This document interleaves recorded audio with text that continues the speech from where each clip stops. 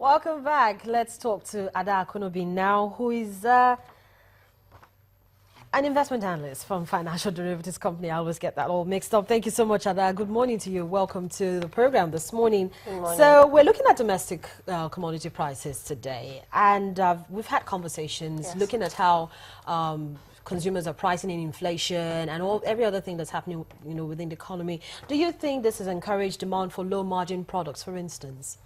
Well, from the last market survey we did, prices are still high, especially yam, pepper, tomatoes, and beans. This is not a surprise because of the activities in the north. We know that the north accounts for 70% of most farm produce. So, and we have as well, if you monitor the weather conditions in the country, it seems like the rainy season is actually not as it used to be. So typically rainy season begins in March, but if you look at the what it is now, there's actually very little rain, and that is already affecting farm produce. So that is the reasons for most perishable good prices increasing. Pepper and tomatoes prices are as high as 20 or 200% or even 100%, and beans. And then we have to factor in as well, you have the fuel scarcity, which still persists, and we have other reasons as to why these prices are high. Yeah, because also transport is high. But Yeah. I just realized that the price of 100 kilograms of beans sold here in Lagos is now 27,000 Yes, naira. it has gone up. Yeah, prices have gone up.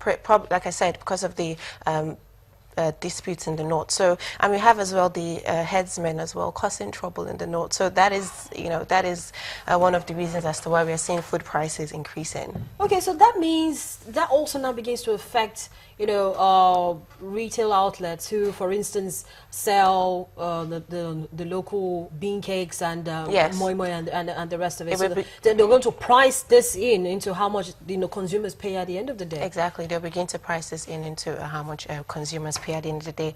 But that is just, we don't know how long this is going to last for, but food prices are really high. But then if you have rice has been somewhat stable, and wheat and sugar, but other Rice food items has been somewhat stable. Now 13,000 naira. Well, 13,000, it fluctuates, depends on the market. It fluctuates between 13,000 to 14,500, so it's still around the same range for rice. But then we're also seeing a fluctuation around sugar.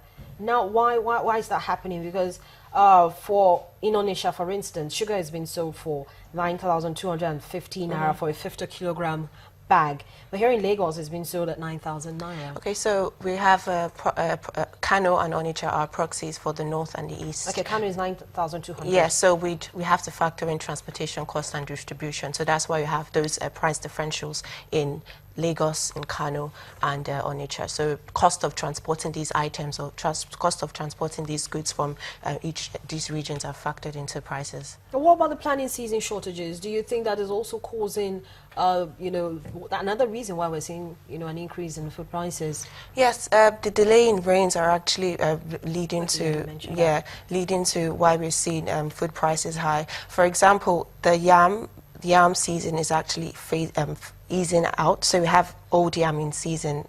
Old yam now, so and there's a lot of demand for old yam as it is, and new yam is supposed to start in the coming month. But like I said, we're not seeing as much rain, and that is already affecting how much, or farmers are anticipating that there might be some sort of scarcity going forward because we don't have the rain to make this happen. Yeah, but then one also wonders what the storage capacity is for these locally produced products. Maybe that could have eased off the kind of pressure that we're seeing in the market. Well, generally in Africa, we are far behind compared to other countries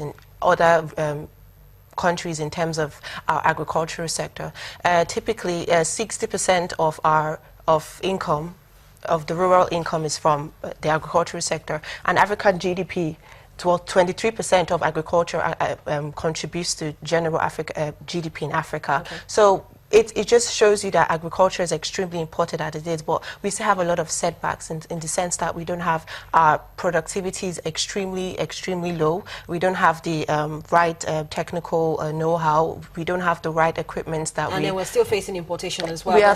Still some of these products are being imported. Exactly, we are facing the importation constraint. We are facing just the system is just a little bit messed up, and we need to a situation whereby we should have some sort of soil, pesticide, fertilizers. I'll give you an example. In sub-Saharan Africa, about 9 kg of pesticide is used for a hectare of land, compared to South Asia, which is about 100 kg per hectare, and Latin America 73 kg per hectare, and Southeastern Asia about 135 kg per hectare. So you can see that we don't even, for Africa as a whole, we just use about 9 kg of pesticide in our farmland. So there's a lot of a constraint, and we go into the financing as well. So there's just that disconnect between the lenders and the local farmers, which makes sense because this is a high risk, is quite risky, and the returns are quite low. So that is not encouraging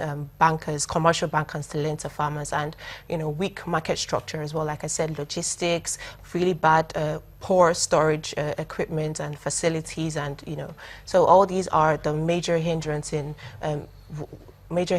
the agriculture sector in Africa. So do we expect to continue to see staple foods, rise in the next? Of course, we're looking forward to when the next inflation figures will be released by the Bureau of Statistics, because that's another way for us to track how food prices have been like. But before then, do you think food prices will bottom up?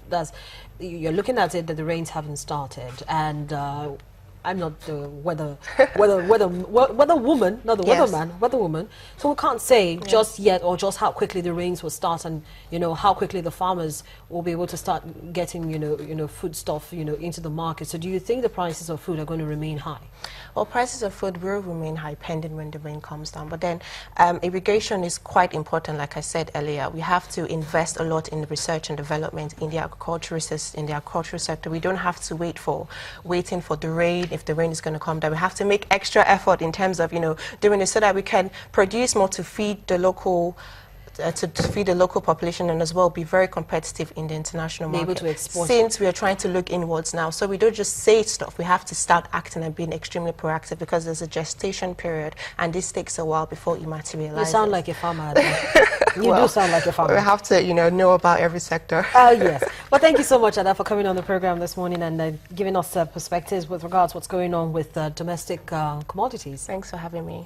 Well, Business Morning continues in just a moment. We'll be talking about another market in just a moment. Stay with us.